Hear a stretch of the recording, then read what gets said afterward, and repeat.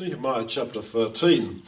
We read here about Nehemiah that when he sees how the people are turning away from God, it grieved me severely.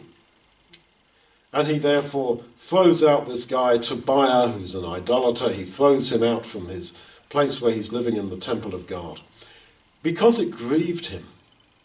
Now, to grieve for God's people, to grieve for people, to weep for people, this is part of what it is to be a Christian. To be pitiful.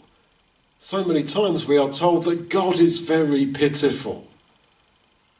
And we should have hearts that bleed for people when we see them going wrong. Paul writes to the Corinthians and talks about how they had people there who were going wrong. And he said, and you're boasting about them, when instead you should have grieved that these people had turned away from their faith.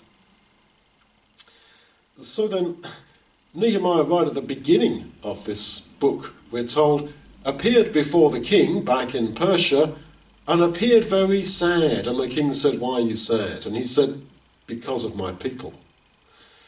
So sorrow for others is part of what it is to be a Christian. And you see it here in men like Nehemiah in the Old Testament. And so that's the challenge.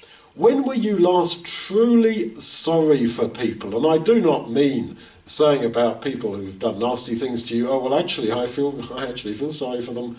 No. I mean real grief. Real weeping. Tears on cheeks. Really sad. For people. Not for yourself, but for people. You see, this life is very short.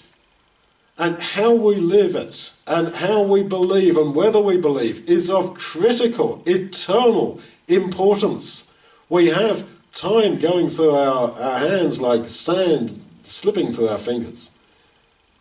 Life matters. Not just our life, but the lives of other people. And when you see people going wrong, this should grieve you, not make you furious, angry with them and all that. No, but grieve for them. That is thereby a reflection of God's pity and grief for you and me.